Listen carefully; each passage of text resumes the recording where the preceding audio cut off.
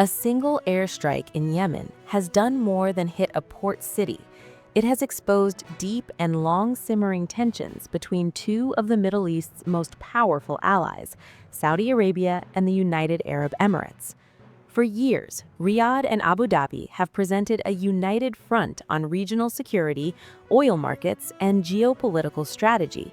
But recent events in southern Yemen suggest that beneath the surface, distrust has been growing, and now it has burst into the open. The withdrawal of Emirati forces from Yemen following a Saudi-led airstrike has raised serious questions. Are Saudi Arabia and the UAE drifting toward open confrontation? What does this mean for Yemen's already devastating war? And could this rivalry shake the stability of the Gulf region itself? Let's break down what happened. But firstly, make sure to subscribe to our channel and press the bell icon for daily news and updates. Early Tuesday morning, a Saudi-led coalition airstrike hit targets near the southern Yemeni port city of Mukalla, located in Hadramout province. The strike immediately sent shockwaves through the region. Shortly afterward, calls were made for all UAE forces to withdraw from Yemen, and Saudi Arabia released a strong statement emphasizing that its national security was a red line. The response from Abu Dhabi was swift and revealing. The United Arab Emirates said it was surprised by the strike, stating that it had not been informed in advance. Within hours, the UAE announced it would pull out its remaining forces from Yemen, citing safety concerns.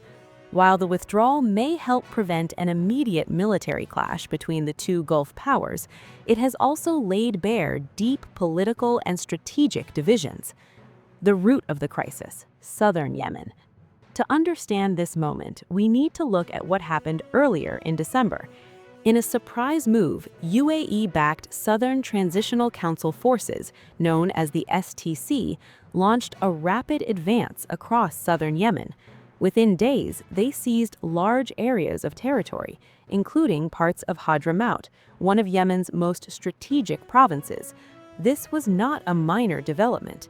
The STC had long been part of the Saudi-led coalition fighting the Iran-aligned Houthi movement, which controls Yemen's capital, Sana'a, and much of the north.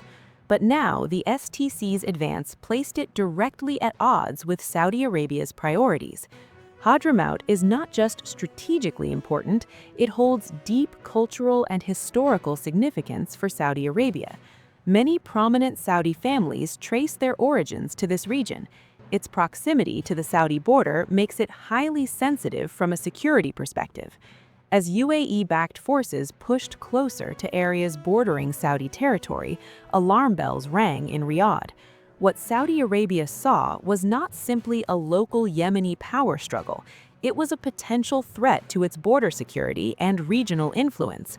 This effectively placed Saudi Arabia and the UAE on opposing sides of Yemen's fragmented civil war.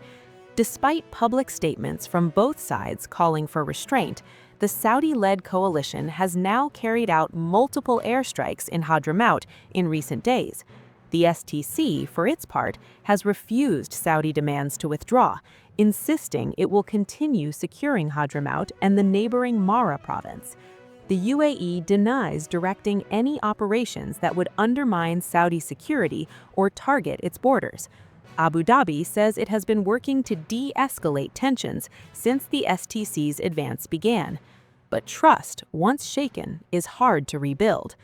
A relationship under strain.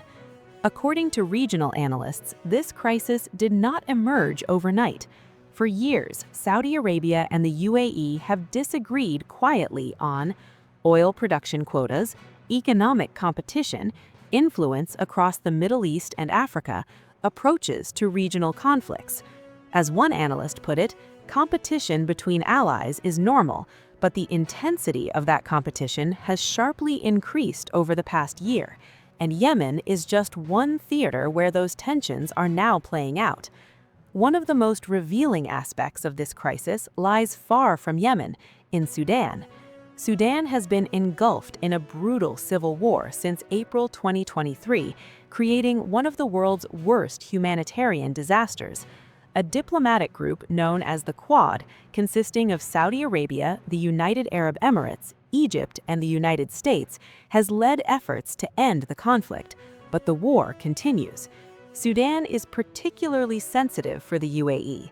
United Nations experts and members of the U.S. Congress have accused Abu Dhabi of backing the Rapid Support Forces, a powerful paramilitary group fighting Sudan's army. The UAE strongly denies supporting either side. According to a Gulf source familiar with Saudi thinking, the recent escalation may have been triggered by a misunderstanding following high-level talks in Washington. In November, Saudi Crown Prince Mohammed bin Salman met with U.S. President Donald Trump, and Sudan was reportedly discussed. The source claims that UAE leaders were angered after being misinformed that Saudi Arabia had pushed not only for sanctions against the Sudanese paramilitary group, but also for direct sanctions against the UAE itself. Whether accurate or not, this perception appears to have deepened mistrust, contributing to the sharp escalation in Yemen shortly afterward. The United Arab Emirates Foreign Ministry has neither confirmed nor denied this account, instead reiterating its support for Saudi-led stability efforts in Yemen. Behind the scenes, intense diplomatic engagement has been underway. High-level phone calls and talks between Saudi and Emirati officials have taken place since December, but so far these efforts have not produced concrete changes on the ground.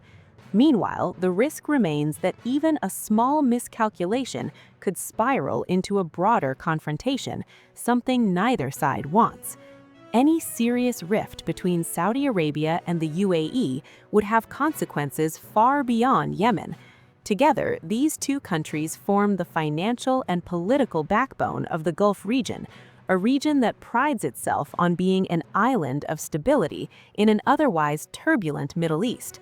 A breakdown in relations could undermine coordination within OPEC+, complicate oil production decisions, increase volatility in global energy markets, encourage regional rivals to exploit divisions. Notably, the crisis comes just days before a virtual OPEC+ meeting where unity is crucial. Neil Quilliam of the Chatham House think tank says that while Saudi-UAE relations have never been simple, current tensions are the most intense seen in years. Another Emirati academic summed it up bluntly. Yes, there are real differences over Yemen, and they have escalated. But allies do clash, and they usually find ways to repair the relationship. The Gulf has experienced deep divisions before. In 2017, Saudi Arabia, the UAE, and their allies imposed a sweeping boycott on Qatar, isolating it economically and diplomatically. That crisis lasted years before reconciliation. This latest flare-up, however, is unlikely to reach that level, according to analysts. Both Riyadh and Abu Dhabi understand the cost of open conflict and the strategic value of cooperation. For now, the UAE's troop withdrawal may reduce the immediate risk of direct military confrontation, but the deeper issues remain unresolved. Competing visions for Yemen's future, distrust over regional diplomacy, rival ambitions across the Middle East and Africa.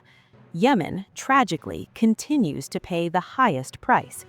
The Saudi airstrike in Yemen was not just a military action, it was a signal that beneath years of alliance and coordination, serious fractures have formed between two of the most influential states in the Arab world.